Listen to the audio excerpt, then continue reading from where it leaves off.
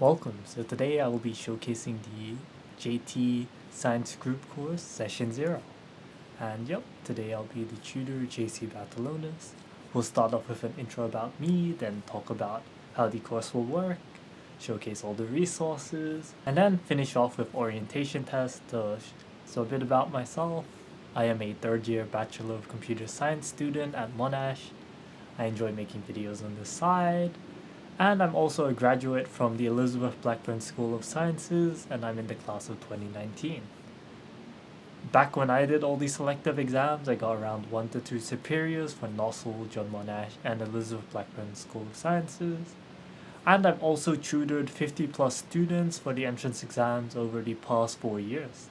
So an intro to the science syllabus. When applying for this course, it is applicable for both the Elizabeth Blackburn School of Sciences exams as well as the John Monash Science School exam. And it will cover 3 of the exams: science reasoning, science analysis and reporting, and science interest and communication.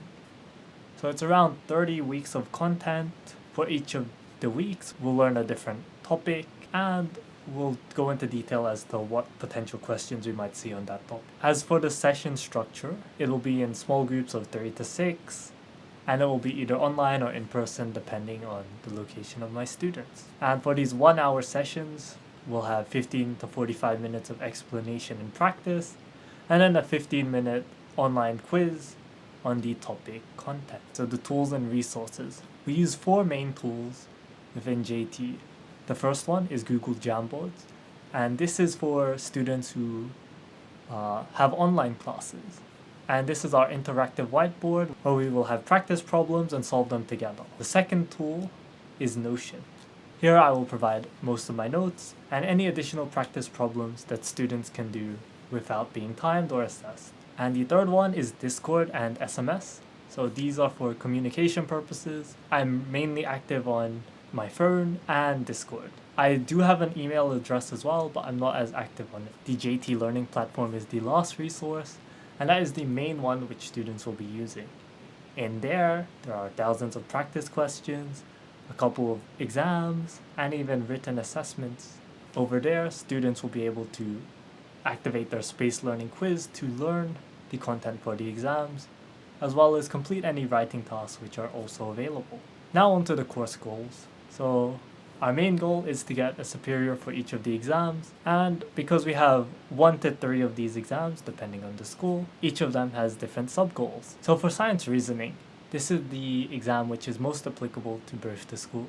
This is the exam which is applicable to both the schools, and I want students to walk away having strong fundamentals in biology, physics, chemistry, astronomy, and geology, as these are the most frequent topics which pop up on the exam. Apart from that, I want students to widen their science vocabulary and to master the interpretation of different types of data, as you'll have to analyze graphs and tables within that exam. The next 2 exams are solely for John Monash, but these 2 will help students to develop their science writing skills. The 2 things I want them to come out of it with is to strengthen their written skills for a science and even a science creative or persuasive piece. And I want them to understand all the components within each of these pieces. Okay, the homework outline for science classes. So similar to the other classes, there'll be a daily space learning quiz, which is about 5 to 25 minutes per day, depending on your intensity. Subtopic question quizzes, which is around 10 to 30 minutes per week, depending on the amount of content we cover in the previous class. And the science write-up, which will be either a science analysis and reporting or science interest and communication. And that will be 30 minutes per week. We will alternate between the 2 written tasks for those applying for John Monash. And once again, subtopic practice questions are also available on Notion. And in total, for students undertaking the science group quizzes, for students undertaking the science group sessions, you'll have roughly 75 plus minutes of homework per week. Session 0's goals. Number 1, it's to learn about the JT Science course as well as what it has to offer. Number 2, to familiarize yourself with the learning platform. And number 3, to complete the orientation test to find out the student's level of knowledge in regard to the exam content. So yes, if you are interested in joining, please check out the webpage, the Tuition Frequently Asked Questions, as well as contact me via my email, and even watch the JT group session overview video, which should be coming out shortly. Yep, session 1 will be science writing next week. Okay, now onto the JT learning platform, and yeah, I'll show you how that works. Welcome. So today I'm going to intro you into how to use the JT website. When you first log in, after making your account, you'll be greeted to this first page, which is called Study. In this page, students will have access to the Spaced Learning Quiz, which will allow students to master questions of their choice. In order to activate Spaced Learning, students must activate the gear icon on the right and hit Enabled, and from there select their intensity for the amount of questions they want each day. Students who use this feature have a higher chance of getting in, as they will be more prepared compared to other students. They also have access to a self-practice section, which will generate a quiz based on the questions they have selected. In order to enable the Spaced Learning Quiz, you must first add items to your study bank. In order to do so, you must first click on the Available Items tab, and from there, you will be greeted with all the items, quizzes, questions, and collections that you might add to your study. As an example, if we look at the VR synonyms row, the hat is highlighted in blue, indicating that it is already a part of the study. To remove this item from the study, you just need to click on the blue hat icon, and it will remove it. Any row indicated by a uncolored hat icon indicates that it is not a part of your study bank. Another neat feature about this page is if you ever just want to practice this quiz in particular, you can click on the Go to Quiz button, and it will take you to that quiz page. Each student will be provided different access to the various collections based on the classes which they have signed up for. For example, a student applying for John Monash Science School will only have access to the numerical reasoning, mathematics, science reasoning, science analysis and reporting, and science interest in communication collection. More questions will be added over time. In the study items section, you are able to view what items are already added to your study. They'll also indicate the amount of quizzes as well as the total questions you can potentially practice. In this section, it also indicates your progress in regard to how well you know the content. As for the progress, we can see that this user has only covered 12.79% of the algebra questions and is a novice at them. There's also a remove all button to remove them all from the study. Ideally, students are looking to add all these items to their study plan after they have completed the content lesson on that topic. Now we have the exam section. In here, practice exams will be provided.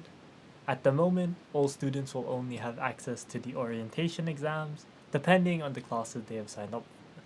Each of these exams is 15 minutes and is a shortened version of the actual exams, just to gauge where a student is at the beginning of their tuition session. And they can view the open, upcoming, and past exams in this section. Next, we have the collections page, and in this page, we have the different exams and their various subtopics. For example, mathematics has been broken down into their 15 topics, and students are able to access and do any quizzes based on any of the subtopics provided. By doing so, this will allow them to get better at solving particular questions that they might struggle with. They can also choose the mode. Practice mode allows for students to get feedback after each question has been submitted. Exam mode will show the results after a student has submitted their exam. And timed exam mode is similar to exam mode, but will mimic the time requirements of the actual exam.